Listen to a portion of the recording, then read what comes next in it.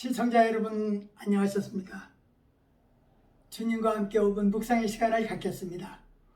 오늘은 잠언 19장 말씀을 묵상합니다. 일상생활 가운데에서 드러나는 의인과 악인 혹은 지혜로운 자와 어리석은 자의 차이점을 뚜렷이 본문에서 대조하고 있습니다. 그리하여 관용과 인자한 태도를 적극적으로 권장하고 있는데, 또한 여기서는 징계의 중요성도 강조합니다. 본문에서는 성급한 사람은 잘못을 저지르게 되고 빈곤에 처하게 된다고 하였습니다. 이런 사람은 자신의 어리석음으로 인해서 이를 망치거나 고난을 당하면서도 엉뚱하게 그 책임을 하나님께 돌린다는 것입니다. 지혜로운 사람은 자신의 삶에 대해서 진정한 관심을 기울이고, 특별히 13절에서는 미련한 이들은 그의 아비의 재앙이요 다투는 아내는 이어떨어지는 물방울이라고 하였는데, 다투는 아내는 천장에서 계속 떨어지는 그런 빗방울같이 시끄럽다는 뜻입니다. 그러므로 이 표현은 말이 많은 아내로 인해서 남편이 골머리를 앓는다는 뜻이기도 합니다.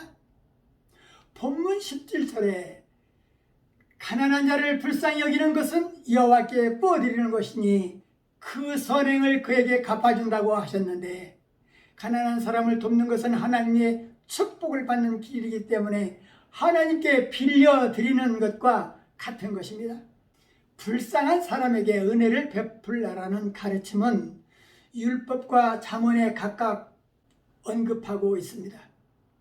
가난해도 성실하면 미련한 자보다 낫다라는 것을 말하며, 사람이 미련하여 자기 길을 굽게 하며 여호와를 원망한다고 했습니다.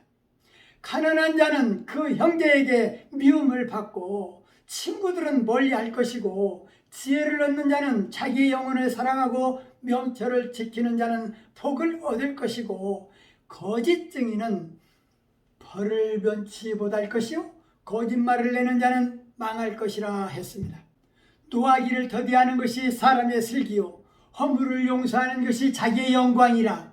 미련한 자들은 그 아비의 재앙이요 집과 재물은 조상에게 상속받지만 슬기로운 아내는 여호와의 선물이라 라고 하면서 아내의 중요성을 또 말해주고 있습니다.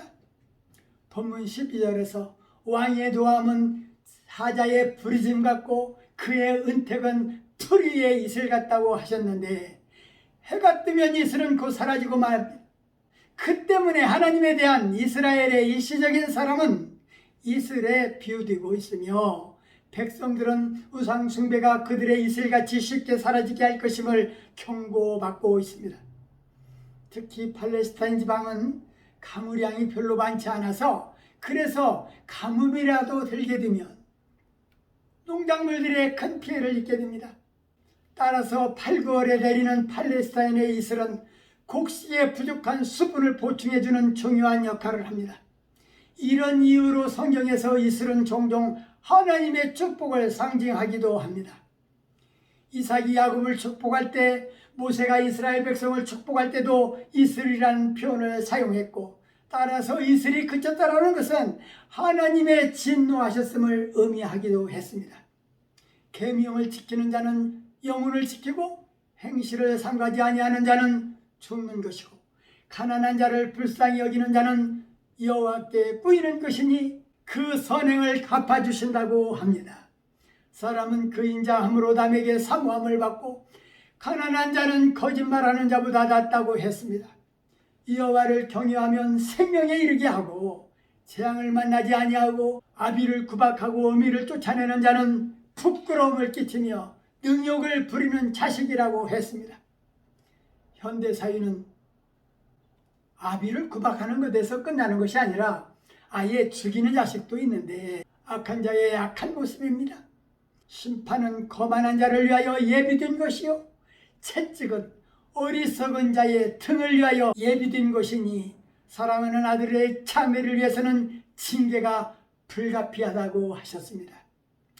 말씀을 상고하며 기도하며 묵상의 시간을 마치겠습니다.